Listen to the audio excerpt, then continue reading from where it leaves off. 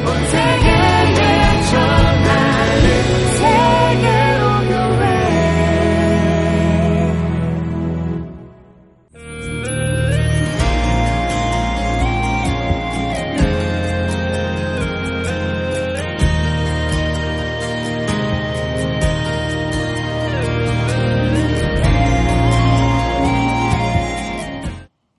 여러분, 오늘 본문 말씀을 보면서 저는 이런 고민을 했습니다. 예수께서 돌아가실 때에 무슨 일이 일어났는가? 예수께서 돌아가실 그때에 무슨 일이 있었는가를 깊이 묵상해 보았습니다. 여러분, 가족 중에 누군가가 임종을 앞둔 상황에서 때로는 아주 특별한 일이 벌어지기도 합니다. 남편과 자녀들이 뉘우치고 예수님을 믿기도 하고, 그가 죽은 이후에 누군가가 축복을 받기도 합니다. 성경에도 야곱이 죽기 전에 12아들들을 모아놓고 그들을 축복한 것도 그러한 예가 됩니다. 뿐만 아니라 이 고대 사람들은 이런 믿음이 있었는데요. 어떤 믿음이냐 하면, 위대한 인물이 죽었을 때에 흔히 이상한 사건이나 징조가 나타난다라고 생각했습니다. 한 예로 로마 전승에 따르면 로마의 황제 가이사가 죽을 때에 태양이 그 얼굴을 가리웠다라고 합니다. 일식 현상을 그렇게 표현한 것입니다.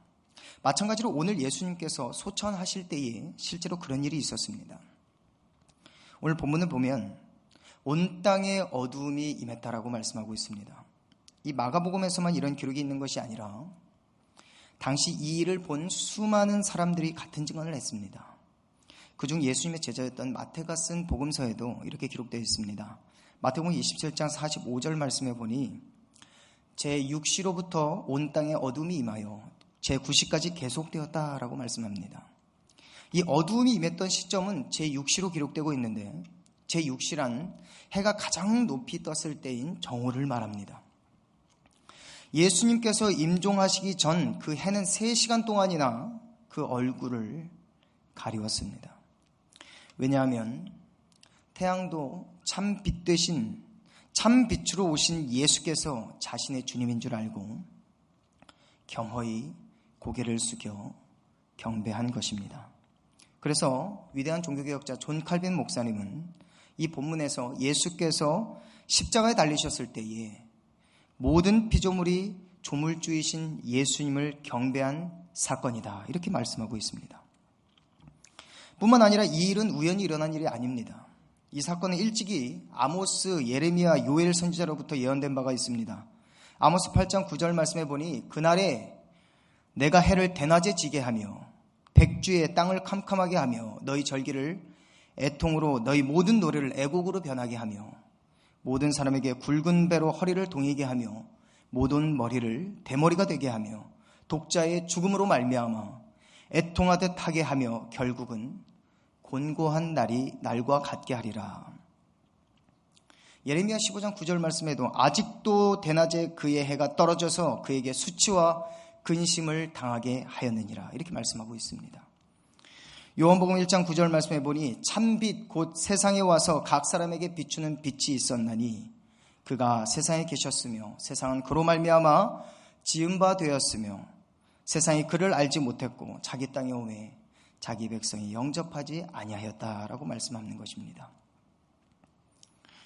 그리고 요한복음 8장 12절에 예수님께서 스스로 자기를 가리켜 증거하기를 나는 세상의 빛이니 나를 따르는 자는 어둠에 다니지 아니하고 생명의 빛을 얻을 것이다 라고 말씀하셨습니다. 그렇습니다. 참 빛이신 예수 그리스도로 말미암아 세상이 지은 바 되었고 또 그로 말미암아 사람이 생명의 빛을 얻게 되는 줄로 믿으시길 바랍니다.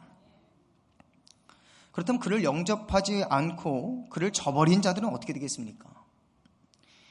반대로 생명의 빛을 얻지 못하고 결국 수치와 고통 그리고 영원한 죽음 속에 살게 될 것입니다. 그러므로 예수님께서 임종시에 흑암이 임했다라고 하는 것은 불신자들과 예수님을 대적하는 자들의 그 마지막 때를 암시하는 징조로 볼 수 있습니다. 그런데요, 참 신기한 것은 그 다음 구절을 우리가 살펴보면 놀라운 구절이 나옵니다. 이 멸망과 저주는 예수님을 믿지 않는 자들에게 임해야 되는데 왜 34절을 보면 왜 예수님께서 이런 말씀하시는 겁니까? 제9시에 예수께서 크게 소리 지르시되 엘리 엘리 라마 사박다니 하시니 이를 번역하면 나의 하나님 어찌하여 나를 버리셨나이까, 이런 뜻이라고 합니다.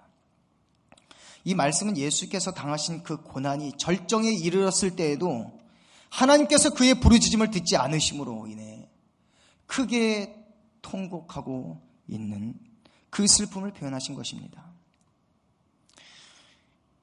요한복음 8장 29절 말씀에 예수님께서 이렇게 말씀하셨습니다. 나를 보내신 이가 나와 함께 하시도다. 나는 항상 그가 기뻐하시는 일을 행함으로 나를 혼자 두지 아니하셨느니라. 그렇습니다. 예수님의 자리는 주목받는 자리지만 그 외롭고 어려운 자리에서 그가 이겨낼 수 있었던 것은 딱 한 가지, 아버지께서, 성부 아버지께서 나와 함께 하시기 때문에 인간의 몸을 입고 있을 때라도 아무 염려, 아무 근심이 없었는데 이렇게 참혹한 고난의 시간에, 이렇게 참혹한 현장에 아버지께서 절대적으로 필요한 이 시점에 나의 그 부르짖는 음성을 외면하셨다는 것, 그게 얼마나 큰 고통이었겠습니까? 사랑하는 성도 여러분, 여러분도 가장 어렵고 힘든 그런 시기에 내 기도가 응답되지 않고 도무지 주님께서 어디 계시는지 도무지 느껴지지 않는 그 순간에도 십자가에서 부르짖으신 주님을 기억하시기를 주님의 이름으로 축원합니다. 오늘 예수님께서 부르짖을 때 하신 말씀은 그냥 나온 말씀이 아닙니다. 이는 시편 22편을 인용한 말씀인데, 시편 22편을 보면 예수께서 육신 안에서 당하신 고난이 얼마나 가혹했는지를 생생하게 보여주고 있습니다. 시편 22편을 제가 한번 읽어드리겠습니다.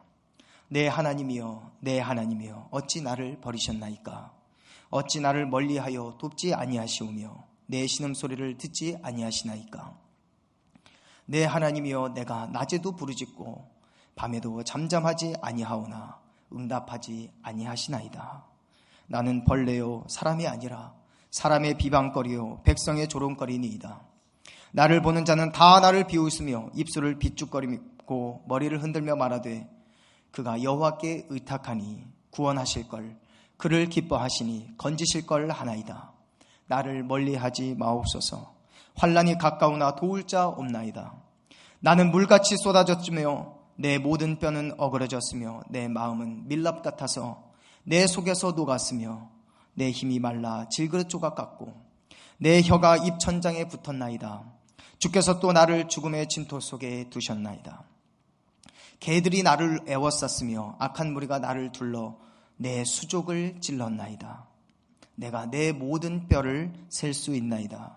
그들이 나를 주목하여 보고 내 겉옷을 나누며 속옷을 제비 뽑나이다. 여호와여, 멀리하지 마옵소서. 나의 힘이시여 속히 나를 도우소서. 오늘 시편 22편의 모든 말씀은 예수님께서 십자가에서 당하신 모든 그 고난을 자세히 기록하고 있는 것입니다. 도대체 이따위 예언이 뭐가 중요해서 창조주이셨던 예수께서 도대체 왜 십자가에서 이런 고난까지 당하셔야 했던 것입니까? 그 이유는 바로 저와 여러분 때문입니다. 빛을 잃은 세상은, 흑암이 가득한 이 세상은 더 이상 저와 여러분을 구원해 줄 수 없습니다.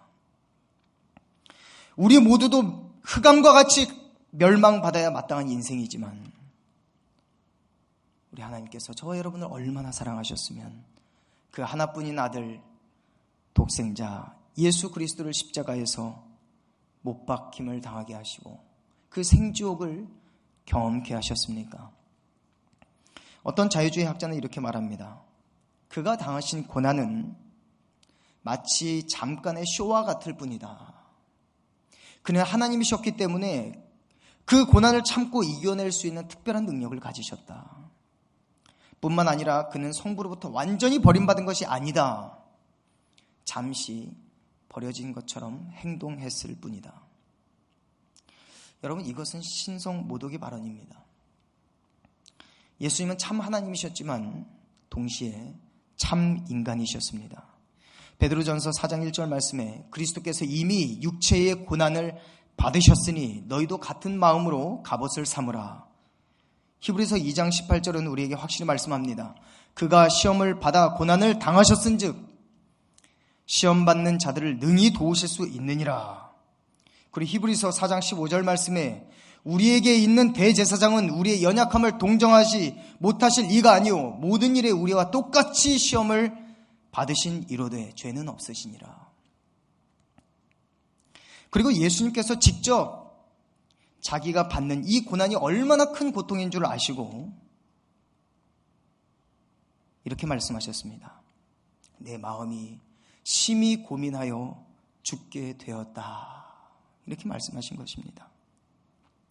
실제로 고대의 복음서를 읽은 많은 독자들은 십자가 처형을 우리와는 달리 직접 보았을 것이기 때문에 이 오늘 본문 마가복음 15장 24절에서 그들이 그를 십자가에 못 박았더라, 이 간단한 글을 읽을 때 훨씬 더 생생하게 느낄 수 있었을 것입니다.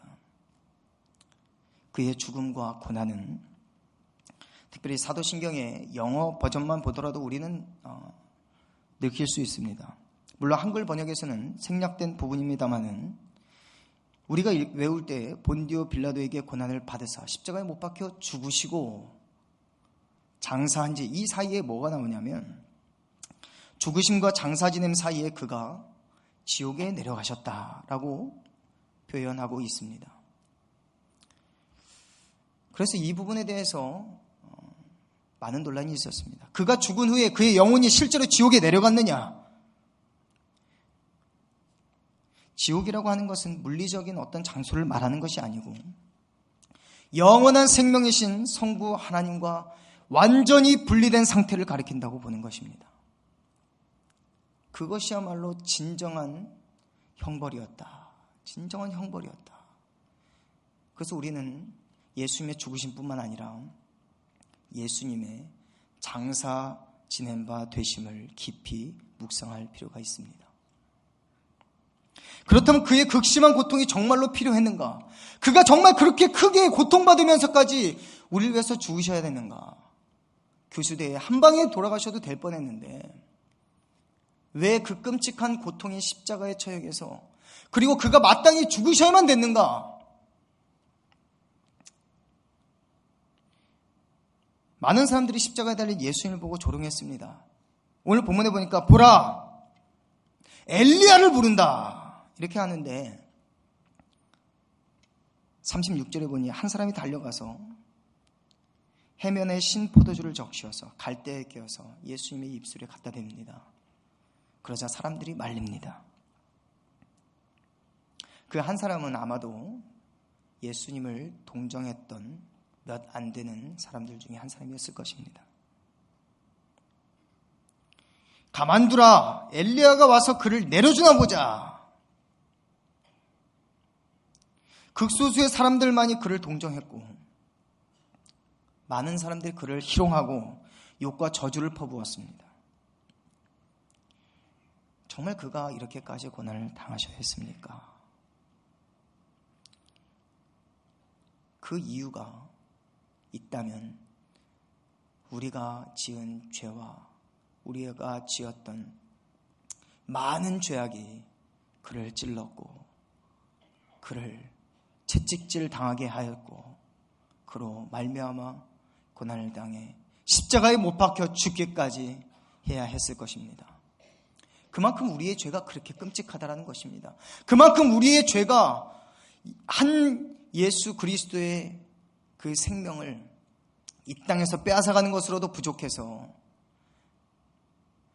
그가 그 많은 수모와 수치와 고난을 당하실 뿐만 아니라 가장 극심한 형벌인 하나님과의 완전한 분리를 완전한 단절을 가져왔던 것입니다. 천재지변도 좋습니다. 사람들이 마음 변화도 좋습니다. 무덤에서 잠자는 자들이 일어나서 예수의 부활 이후에 거룩한 산에 가서 자기 몸들을 보였다. 마태복음에 이런 기록도 있습니다. 그들이 일어나서 주님의 부활을 예표하는 것도 좋습니다. 그러나 예수께서 돌아가실 때에 무슨 일이 일어났는가? 예수님께서 돌아가실 때에 도대체 무슨 일들이 일어났는가? 해가 빛을 잃었습니다. 바위가 터지고 지진이 일어났습니다. 그리고 무덤에 잠자던 자들이 일어나서 거룩한 성에 들어가 자기 몸을 보였습니다. 그리고 백부장이 고백합니다. 그는 실로 하나님의 아들이었도다. 그런 일들이 있었는데요. 우리가 한 가지 더 주목해 보아야 할 사실은 예수께서 돌아가실 때에 성소의 휘장이 위로부터 아래까지 찢어진 사건이 일어났습니다.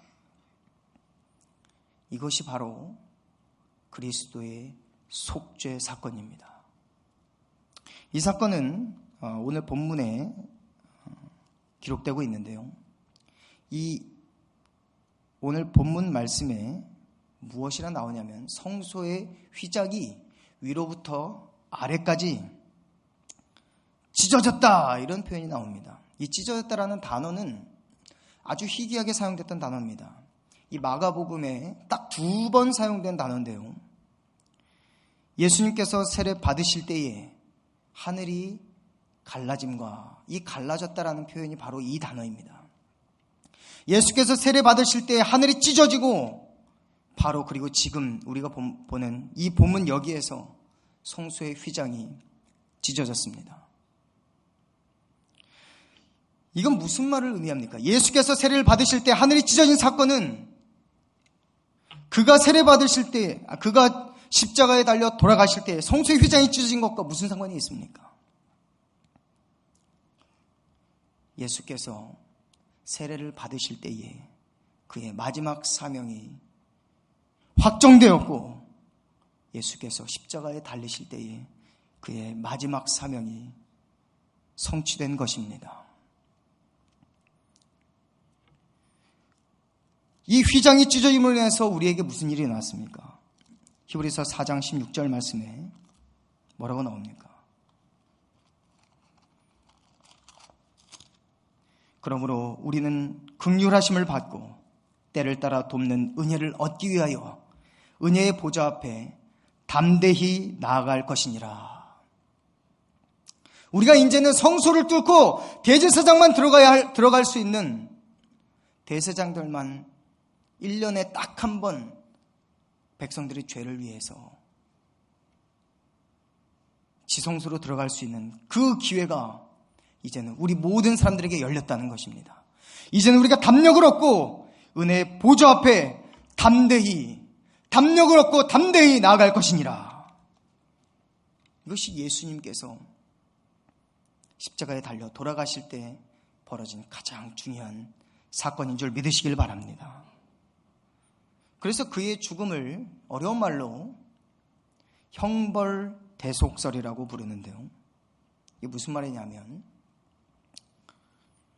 그리스도가 죽으실 때에 우리의 죄값을 치루었다는 의미에서 형벌의 사건이고, 그리고 그가 우리를 대신해서 죽었다는 의미에서 대속의 사건인 것입니다. 그래서 우리는 예수 그리스도께서 나 같은 죄인을 위해서 오늘 이 시간 우리 마음속에 다시 한번 죄사함의 능력을, 우리의 마음속에 다시 한번 구원의 감격을 회복시켜 주시기 위해서 오늘도 우리에게 예수께서 죽으신 그 의미를 오늘 우리에게 가르쳐주고 있는 것을 믿으시길 바랍니다. 나무에 달린 자마다 저주를 받으셨다. 나무에 달린 자마다 하나님의 진노를 받으셨다. 그러므로 우리는 이 흑암 같은 이 세상 속에 살지만 예수 그리스도를 영접했기 때문에 오직 영접하는 자, 그 이름을 믿는 자들에게는 하나님의 자녀가 되는 권세를 주셨으니, 그러므로 누구든지 예수님을 믿기만 하면, 예수님의 그 십자가로 인해서 내 죄사함을 깨닫기만 하면 누구든지 우리가 은혜의 보좌 앞에 담력을 얻어 담대히 나아갈 수 있게 되는 것입니다. 그가 우리를 위해서 돌아가셨습니다. 우리 이사야 53장의 말씀을 같이 한번 찾아보도록 하겠습니다.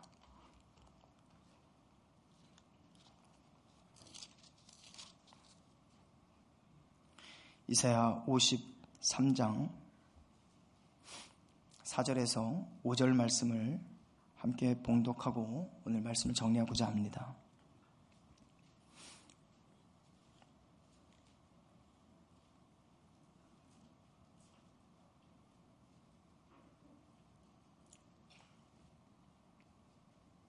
같이 한 목소리로 읽어보겠습니다. 시작. 그는 실로 우리의 질고를 지고 우리의 슬픔을 당하였거늘 우리는 생각하기를 그는 징벌을 받아 하나님께 맞으며 고난을 당한다 하였노라. 그가 찔림은 우리의 허물 때문이요 그가 상함은 우리의 죄악 때문이라. 그가 징계를 받음으로 우리는 평화를 누리고 그가 채찍에 맞음으로 우리는 나음을 받았도다. 말씀을 정리하겠습니다. 사도행전 8장을 보면 교회에 큰 박해가 있을 때에 예루살렘으로부터 내려오는 에디오피아 한 내시를 빌립이 만나게 됩니다. 하나님께서 성령으로 빌립에게 가르쳐 이르기를 저기 광야 밑으로 내려가라 해서 이 빌립이 내려가는데 거기에서 우연히 에디오피아 내시를 만났습니다. 그런데 그가 마차를 타고 가는 도중에 이 이사야 본문 53장을 읽으면서 과연 여기에서 나오는 그가 누구인가 이런 고민을 하게 되었습니다. 그때 이 빌립이 그 에디오피아 내시에게 찾아가서 그 마차에 올라타고 이 이사야 53장의 내용을 자세히 가르쳐 일러주면서 그가 바로 우리가 찔러 죽인 예수 그리스도십니다. 그때 이 에디오피아 내시가 감명을 받아서 그 자리에서 마차를 세우고 물이 있는 곳에 내려가서 세례를 받게 되었습니다. 사랑하는 성도 여러분, 우리 예수님께서 당하신 그 고난은 우리에게 값없이 받는 거저주는 그 선물로 우리에게 구원을 주었지만 우리 주님께서는 홀로 큰 대가를 치르셨습니다. 로마서 6장 23절 말씀에 죄의 삭슨 사망이요 하나님의 은사는, 하나님의 선물은 그리스도 예수 우리 주 안에 있는 영생이니라 이렇게 말씀하고 있습니다. 다시 한번 우리가 이 시간 이 말씀을 기억하고 주님, 우리 죄악 때문에 주님께서 질고를 지셨습니다. 우리의 허물 때문에 우리 주님께서 찔림을 당하셨습니다. 우리가 주님께서 징계를 받으셨기 때문에 우리가 평화를 누리고 우리 주님께서 채찍에 맞으셨기 때문에 우리가 나음을 입었습니다. 우리 주님께서 돌아가실 때에, 우리 주님께서 십자가에 돌아가실 때에 무슨 일이 있었는가? 그리스도의 속죄 사건이 있었습니다. 그 영적인 사건을 반드시 우리 마음속에 기억하고 우리 주님 앞에 나오실 때마다 위축되지 말고, 우리가 한 주 동안 많은 죄를 지어서 주님 앞에 나아갈 용기가 없습니다. 주일날 어떤 성도가 나오지 않아서 전화를 했습니다. 성도님 오늘 교회에서 못 봤는데요, 무슨 일 있으셨습니까? 제가요 한 주 동안 죄를 너무 많이 져서 주님 볼 면목이 없어서 나가지 못했습니다. 그럴 수 있겠습니다만은 오히려 여러분 가장 큰 죄를 짓고 이 시간 오히려 죄 때문에 내가 고생하고 있고 죄 때문에 고민하고 있다면 더욱이 예수 그리스도를 힘입어, 예수 그리스도의 십자가를 힘입어 은혜의 보좌 앞에 담력을 얻고 나와야 하는 것이 아닙니까? 우리의 마음이 어둡고 우리의 마음이 더욱더 우리의 생활이 공고하고 오늘은 몸이 안 좋아서요. 더 주님 앞으로 찾아 나와서 예수 그리스도의 이름을 힘입어 예수 그리스도의 십자가를 힘입어 용기를 얻고 주님 보좌 앞에 담대히 나오시기를 주님의 이름으로 축원합니다.